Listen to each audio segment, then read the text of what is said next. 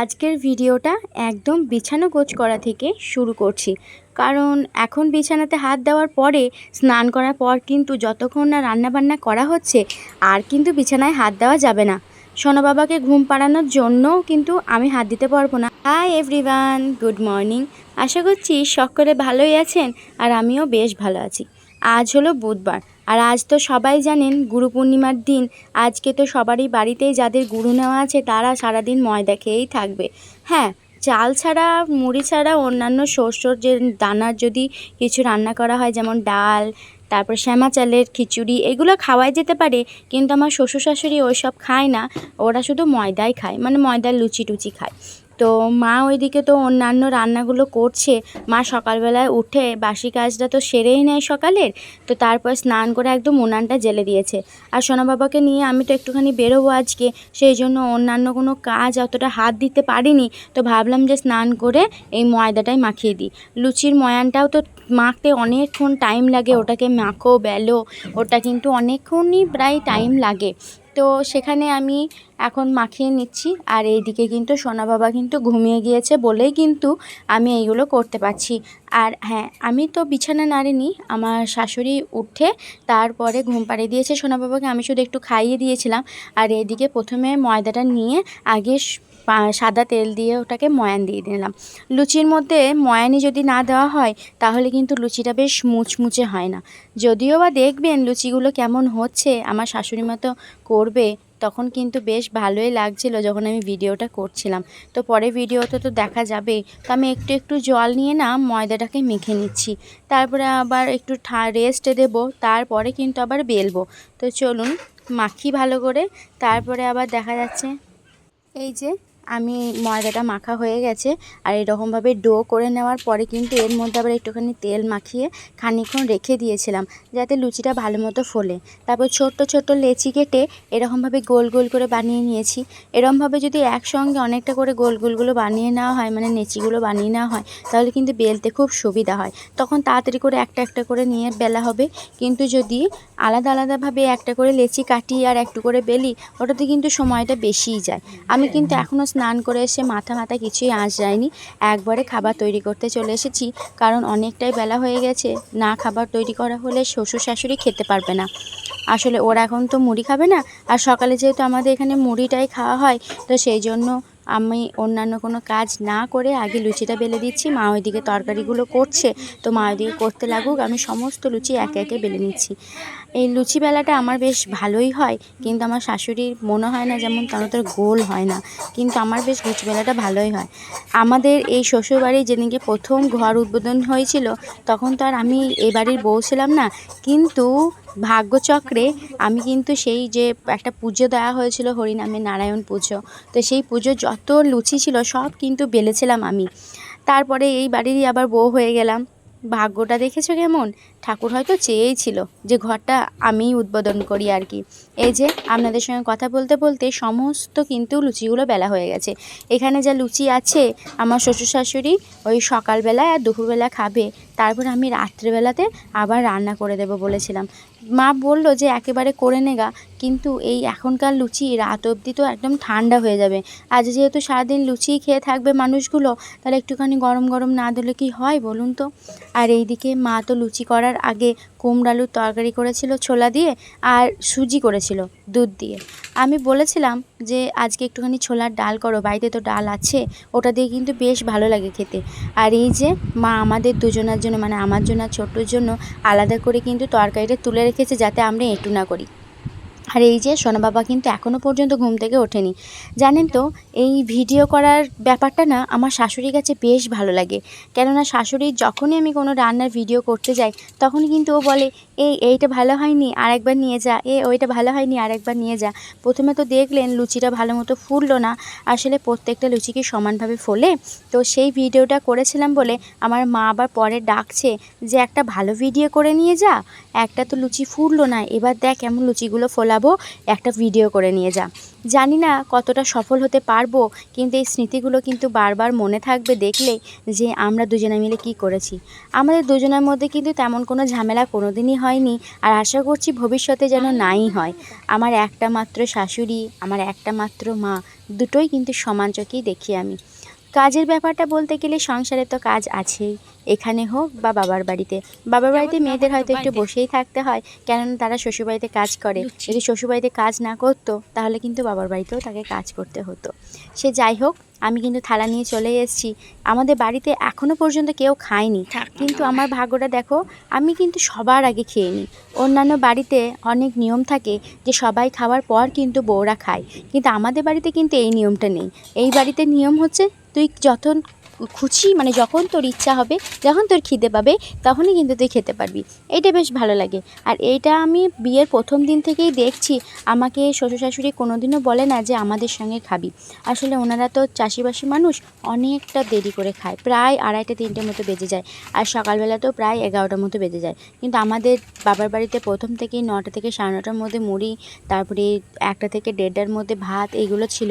ছোট থেকে যেভাবে অভ্যস্ত হয়েছি, হ্যাঁ সেভাবে হয়তো শ্বশুরবাড়িতে হয় না ঠিকই, কিন্তু যতটা পারি রান্না হয়ে গেলে কিন্তু খাওয়ার চেষ্টাটা করে নিই। আর বাবু যখন পেটে ছিল তখন তো একটুখানি টাইম টেবিল করতে হয়েছিল। বাকি সময় টাইম টেবিল না করলেও প্রেগনেন্সির সময় কিন্তু টাইম টেবিল আমার বেস্ট ছিল, সেটা শ্বশুরবাড়ি হোক বা বাবার বাড়ি। আর এইদিকে এই যে আমার কুমড়ো আলুর তরকারি একটু নিলাম, আর দুটো মাত্র লুচি নিলাম। জানেন তো, বেশি সকালবেলা লুচি খেলে তখন যদি আবার গ্যাস ট্যাস হয়, তখন আবার সোনা বাবার অসুবিধা হবে।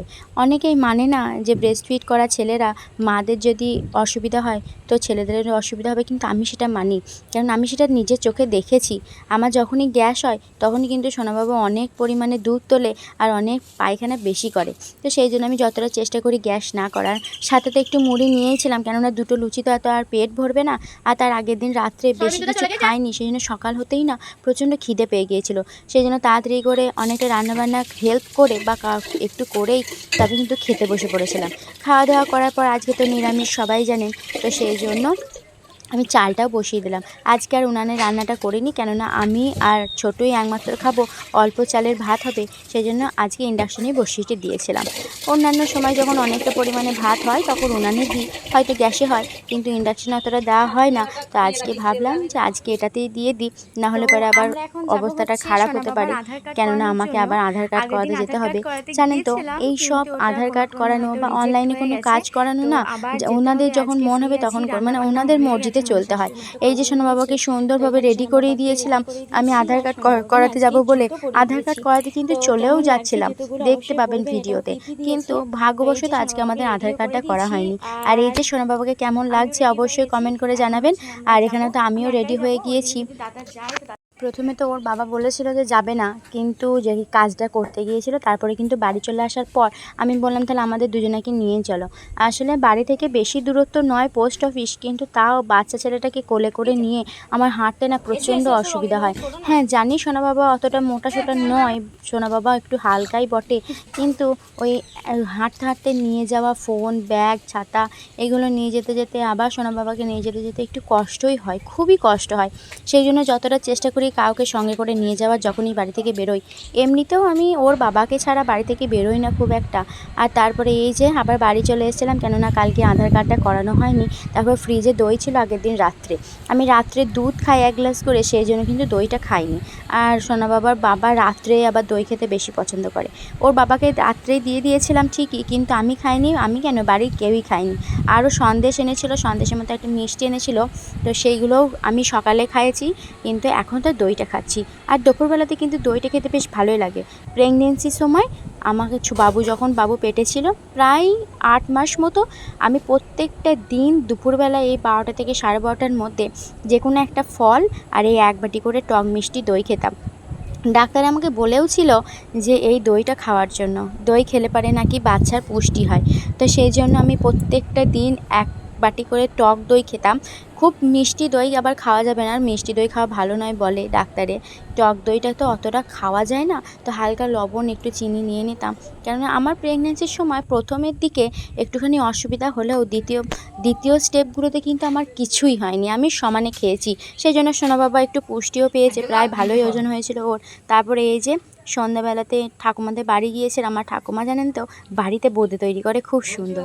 আর যে প্যাকেটগুলো বোঁদে কিনতে পাওয়া যায় না, মানে শুকনো বোঁদে মিষ্টি রসে চুবিয়ে দিলে পরে নর্মালি বোঁদে হয়ে যায়, তো সেই বোঁদেগুলো ঠাকুমারা প্রায় কিনে নিয়ে আসে, তারপরে চিনি সেরা করে ওর মধ্যে ভিজিয়ে দেয় যাতে বোঁদেটা হয়। আর ঠাকুমাদের বাড়িতে তো একটু লুচি খেতে হবে, কেননা আজকে ওনাদেরও গুড়ি পূর্ণিমা ছিল, তো সেই জন্য ওখানে খেয়ে নিলাম।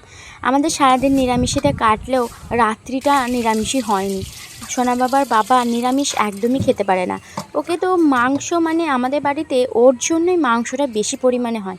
পরবর্তীকালে আমার ছেলেকে যখন আমি ভাবি যে ওকে বেশিরভাগ মাংস দেব না, কিন্তু ওর বাবার জন্য আমার মনে হয় না যে মাংসটা ও খাওয়া ধরবে না। আসলে আমাদের বাড়িতে মাংসটা প্রচণ্ড পরিমাণে হয়, প্রায় প্রত্যেকটা দিন হয় বলেই চলে, কারণ ওর বাবা খেতে পছন্দ করে। সে যাই হোক, আমি বলেছিলাম যে আমি আর পারবো না করতে, কেননা মাদের জন্য আবার লুচি করতে হতো। সেই জন্য শ্বশুর শাশুড়ি বললো তোকে আর লুচি করতে হবে না, কেননা লুচি করতে গেলে তো আবার ঠেকাঠেকি হয়ে যাবে, আর মাংসর আঁশটা অনেকটা বেশিই ক্ষতি করে। সেই জন্য কিন্তু আর কোনো ঠেকাঠেকি করিনি। ওনাদের জন্য স্যালাইন যে পাউরুটিগুলো কিনতে পাওয়া যায়, সেই পাউরুটিগুলো কিনে এনে দিয়েছিলাম দোকান থেকে, তো ওরা ওইটাই খেয়ে নিয়েছে। আর এই যে একটু মাংস রেখে দিয়েছিল, রাত্রে মুড়ি আর ভাত, আর দিনের বেলা যে তরকারিটা ছিল সেই তরকারিটা নিয়ে একটুখানি খেতে বসলাম। মাংস দিয়ে মুড়ি খেতে কিন্তু বেশ ভালো লাগে। যেদিনকে আমাদের বাড়িতে মাংস হয় আমি একটু করে রেখে দিই পরের দিনকে সকালবেলাতে মুড়ি দিয়ে খাবো বলে। আর আগের দিনকে দুপুরবেলাতে তো এই সয়াবিন আলু তরকারিটা করা হয়েছিল, তো ওটাই রাত্রে নিয়ে নিয়েছিলাম। খাওয়া দাওয়া সেরে সোনা বাবা আর আমি ঘুমিয়ে গিয়েছিলাম। আসলে সোনা বাবার বাবা আজকে আমাদের সঙ্গে ঘুমাতে পারেনি, ওর একটু রাত্রে কাজ ছিল, সেই জন্য বেরিয়ে গেছে। সারা রাত বাড়ি আসেনি, সারা রাত ওদের টাওয়ারে কাজ হয়েছে। আর তারপরেই কিন্তু আমাদের সেই সকালবেলা, মানে ভোরবেলায় আমাদের বাড়িতে কিছু ইলেকট্রিকের কাজ ছিল, কেননা ঢালাই পড়বে কালকে। ব্যালকনিটা তো অনেকটা ডিজাইন হচ্ছে, পরে একটা ঘুরে আপনাদের দেখাবো যে আমাদের দোতলার কাজগুলো কতটা হয়েছে, পরে ভিডিওতে অবশ্যই দেখাবো। তো তারপরে সেই কাজগুলো করে একদম 7টা-8টার সময় ঘুমিয়েছে ওর বাবা। তো এখন সোনা বাবা তো অনেকটাই ঘুমিয়ে গেছে। আর সোনা বাবা কিন্তু আজকে রাতে কিন্তু একদমই জ্বালায়নি। প্রত্যেকদিন রাত্রেবেলা সোনা বাবা প্রচণ্ড পরিমাণে আমাকে জ্বালাতন করে, ঘুমায় না। এই এখন ঘুমাবে, তারপরে ভোরবেলা দিকে উঠে পড়ে। তো সোনা বাবা কিন্তু আজকে বেশ ভালোই ঘুমিয়েছে। চলুন আজকের মতো এখানে শেষ করছি, দেখা হচ্ছে পরে কোনো ভিডিওতে।